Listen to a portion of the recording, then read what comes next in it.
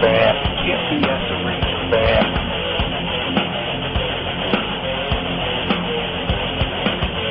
This is an unlawful gathering. This is an unlawful gathering.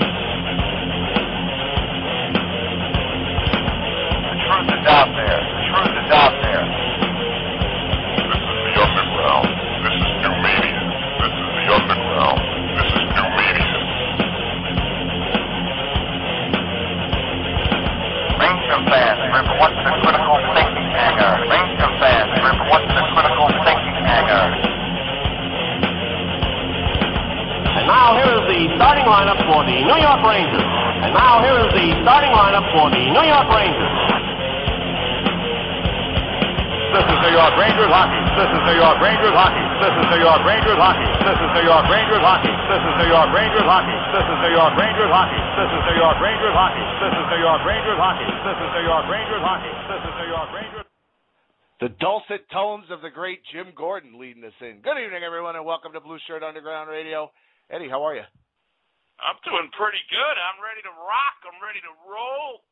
Beautiful the intro. is ready after that. Well, thank you, sir. Thank you so much. Absolutely beautiful. It's, your praise is all I care for. You know, and listen, I mean, you got to have a little bit of a opening with some jump, get everybody crazy. And you know, nothing gets me crazier than when that "Can You Hear Us" that we did during the Capitol series at the Garden after Boudreaux's comments.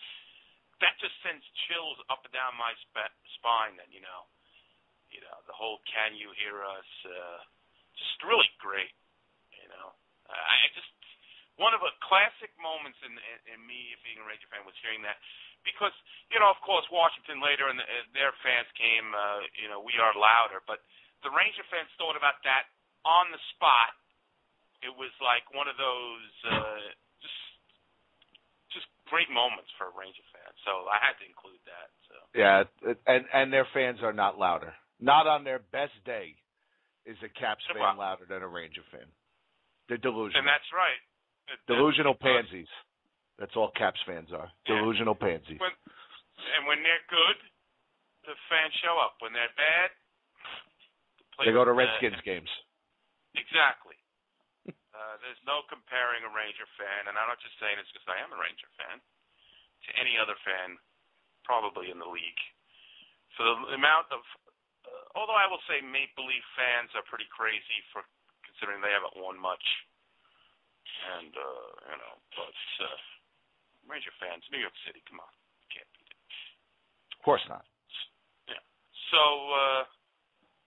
that was that thing. That's the end of that bit. Yeah. As Dice used to say. To those of you in the chat room this evening, and there are quite a few of you, and I know at least some of you, like Rock and I think Jay Grossman, some of you are more Twitter savvy than others. Maybe you could help me out. I am actually live tweeting tonight during the show. Does anyone know? And I would prefer if you do call in and tell me. 646-478-4692. Is there a way? I'm using TweetDeck, but I could use just the Twitter website. Is there a way to automatically hashtag your tweets, or do you have to physically enter your hashtag every time? If somebody could call in and tell me how to do that, I would appreciate it, so that I don't have to type #NY Rangers #New York Rangers at the end of every tweet. So yeah, if you're on Twitter, make sure you're following me. I'm at Blueshirt Banter. And Eddie is at Ranger Crisis. My Twitter name will probably change within the coming days. I haven't decided what I'm changing it to yet, but since I'm no longer an official part of Blueshirt Banner, I'm going to pass that over to Joe. He's going to become Blueshirt Banner Joe, I think, or something like that. And I'll become, I don't know, Blueshirt Underground Jim or something like that. So make sure you follow us on Twitter, because we do put a lot of what would you call it? Idiocy on Twitter? There's a lot of idiocy that goes on. We use Twitter for what it's valuable for, being stupid. Right. What it was intended for. Right. Stupidity. Nonsense. Exactly. Joking around, making jokes, inappropriate jokes. Right. Making inside jokes only Ranger fans would get. Stuff like that. Exactly. Yeah. It's not that I said this 2 weeks ago. Don't take pictures of your check engine light and tweet it because nobody cares. It's dumb. It's not coffee o'clock. I don't care. Still doing that? Oh yeah, they still do it. Oh. I don't care. I don't care that you checked in at a Mrs. Fields in the Massapequa Mall, or that you're at a. Go ahead. Next week I'm going to be going down south. Going to be doing a Civil War trip. I'm not going to Gettysburg because I've been there several times and it's going to be a madhouse. But I'm going to several other Civil War battlefields. And I will be tweeting. Do you think I should tweet from there? Like, update? No, that has value. Oh, okay. And especially if it has value in itself if you just tweet it. I'm here at I'm at Appomattox Courthouse where the treaty was signed. And it's even more valuable if you add pictures to it. But telling me your check engine light on. Most of the people that you're on Twitter with, you don't see you don't see these people. You're miles and miles away. Who gives a shit? What do I care if somebody in Uniondale, what do I care if their check engine light's coming on? Any more than they would care if my check, I got a flat tire, I'm in Mesa, Arizona. Oh, well, I'm in Tallahassee, Florida. Should I send AAA for you? Pertinent information and idiocy. That's all Twitter is good for. Yeah, it's become it's just become craziness, with all the technology. It's good, but then sometimes it's like, leave me alone. You know how I feel about that. Well, wow, Twitter is already blowing up with people listening to the show and following us along here on Twitter. And the new theme song, I just got a tweet. It was sick. I loved it. That's from XXCM16XXX. I don't know if he's in the chat room, but thank you. We appreciate it. Yeah. All right. Making me feel good. So since we last joined you, Ranger fans, let me tell you, you guys are a dedicated bunch. It is, the last couple of days have been 90 degrees here in New York. It's starting to get cooler, but enough with the storm field. In the last week, 2 signings. I think not the most important signings as far as some Ranger fans are concerned, but a good step in the right direction, as they say. Artem Anisimov, or Anisimov, as I call him sometimes, and Michael Sauer got signed. Excuse me. Jim, what was your take on both those signings, and maybe your thoughts on what's about to come up with the other 3? Well, I think it's Sather seems to do these things. This seems to be the modus operandi, or whatever you call it, for the evil genius, for Emperor Sather. He does these things in tiers, it seems like, and he starts with the lower level guys, and he gets those signed, he gets those guys in place, and then he moves on to the bigger fish, and that's what he did. He got. I guess it was Sauer went down first, but then it was like an hour later or 2 hours later, wasn't it, that they announced that Anisimov was signed. I'm glad both of those guys are signed. I want them both back on the team next year. I think they've got tremendous futures ahead of them as Blueshirts. I'm a little worried. Uh-oh. Well, there's been a rumor floating around in a Finnish newspaper.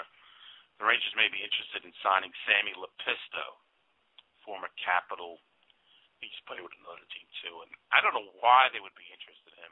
I know he's a little bit puck-moving defenseman, but the reason I bring that up is why are they still looking for defensemen when it seems now? I know some people say that there isn't a logjam, but to me, there seems to be a logjam of defensemen.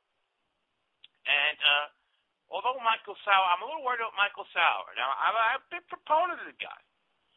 But, some of these guys are going to have sophomore, even though he's been around Michael for a while, he's going to be playing his second full season. That's not, maybe it's just, me over-concerned where I shouldn't be. Because I really can't predict how he's going to play. But I don't know. I'm a little worried from Michael, because he's certainly become a guy that I like, and I think a lot of Ranger fans have endeared themselves to. And we got to worry about McDonough too. These guys have been playing all through the summer as well. With various other national teams. I think the United States team. So I'm a little worried. But maybe I thought the money was fair on both sides. I thought the deals were good. So I'm just worried about nothing. That's what it is. No, it's legitimate because you know what? If you asked me, obviously on hunch and nothing else, if you asked me which one of these young defensemen are most likely to have the sophomore jinx, for some reason I lean towards Sauer because I think I just think he was the bigger surprise of how well he played. And McDonough, first round pick, highly touted. We were surprised at how he played very well and was pretty steady all year. But Sauer came more out of nowhere. At least that's the way I would perceive him. And I would think that if I had to pick one, Sauer would be my pick for the guy that's going to have a sophomore slump. But hey, look, it happens to the best of them, and whatever. But I'm glad he's here. Every Ranger fan, like you said, they love his game. They love he plays with a nice edge. We said it last year. When he's on the ice, he makes it his personal responsibility to protect his goaltender. And look, the more Michael Sauers, the better. We need. I'd like to see Mark Stahl get a little more of Michael Sauers' edge to his game. Right. Yeah. And McDonough, I see him getting better. I just think offensively, he's going to learn to pick his spots. Last year, that was another thing I was impressed with Michael Sauer. Michael Sauer knew when to join the rush at the right time. And that really speaks a lot. And that may be because he spent, although he was, very injury-riddled in the A, but spending that amount of time as a professional, learning when to jump into the play and when not to. And I really thought Michael Sauer at opportune times really just knew when to go deep and to pinch. And I hope Ryan McDonough does that more, because I think he does have, that 7 to 10 goal potential in him. And then what, 93 assists? Well, if you're following John Newman's predictions. He hasn't been lucid since 1991.